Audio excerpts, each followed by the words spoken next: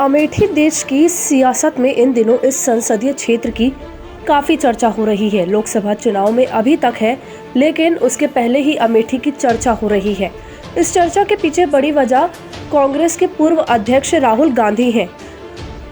राहुल गांधी क्या अगला चुनाव अमेठी से लड़ेंगे, यह लोगों के मन में सवाल है। लेकिन इस बीच यूपी कांग्रेस नेता अजय राय के बयान ने राजनीतिक पारा गरमा दिया। अजय राय के बयान के बाद केंद्रीय मंत्री और अमेठी से सांसद स्मृति ईरानी ने एक ट्वीट कर कहा कि सुना है राहुल गांधी, आपने अपने किसी प्रांतीय नेता से अभद्र तरीके से 2024 में अमेठी से लड़ने की घोषणा करवाई है, तो क्या आपका अमेठी से लड़ना पक्का समझूं?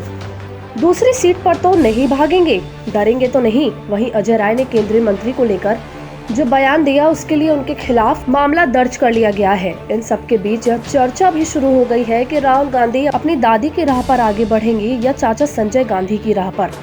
राहुल गांधी क्या अमेठी से 2024 का लोकसभा चुनाव लड़ेंगे? यूपी कांग्रेस के नेता अजय राय ने इस सवाल के जवाब में कहा कि अमेठी गांधी परिवार की सीट रही है। राहुल गांधी यहाँ से लोकसभा सदस्य रहे हैं।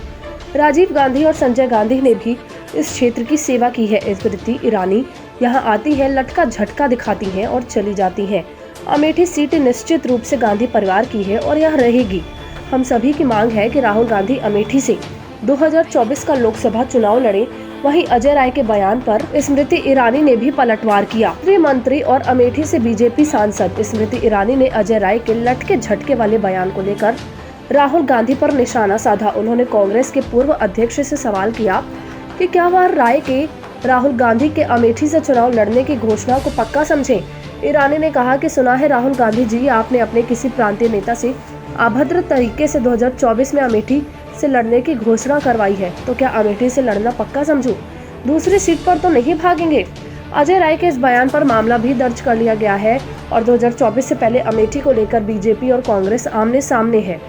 अमेठी से चुनाव लड़ने को लेकर अभी तक राहुल गांधी की ओर से कोई ऐलान नहीं किया गया है। हालांकि उससे पहले यह देखने वाली बात होगी कि क्या वह अपनी दादी की राह पर आगे बढ़ेंगे, जो रायबरेली में हार के बाद वहां का रुख नहीं किया, या चाचा संजय गांधी की राह पर, जो अमेठी में हार के बाद भी दूसरी बार चुनाव लड़े। आपातकाल के बाद 1977 में चुनाव हुए तो रायबरेली से इंदिरा गांधी को हार का सामना करना पड़ा। जनता पार्टी के राजनारायण से हार के बाद इंदिरा गांधी कर्नाटक से जाकर चुनाव लड़ी और दोबारा रायबरेली का रुख नहीं किया।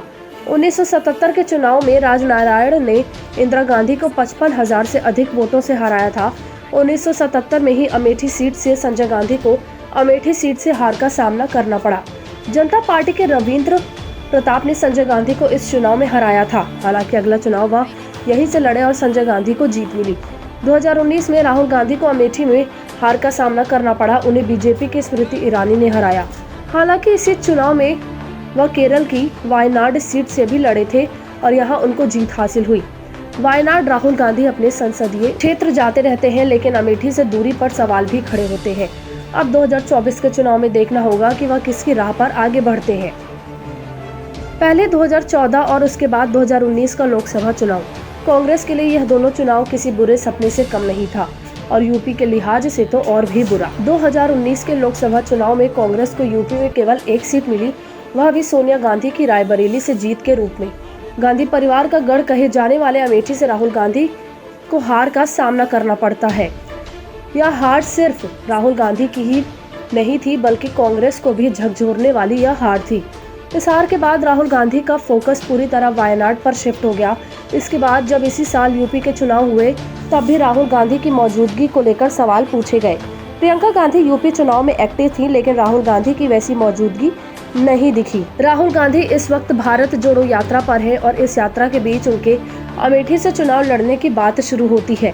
यूपी में कांग्रेस की मजबूती के लिए यह जरूरी है कि गांधी परिवार अमेठी और रायबरेली से दूरी न बनाए। कांग्रेस की ओर से भी यह संदेश देने की कोशिश है। हालांकि यह आने वाले वक्त में ही पता चलेगा कि राहुल गांधी किसकी राह पर आगे बढ़ते हैं।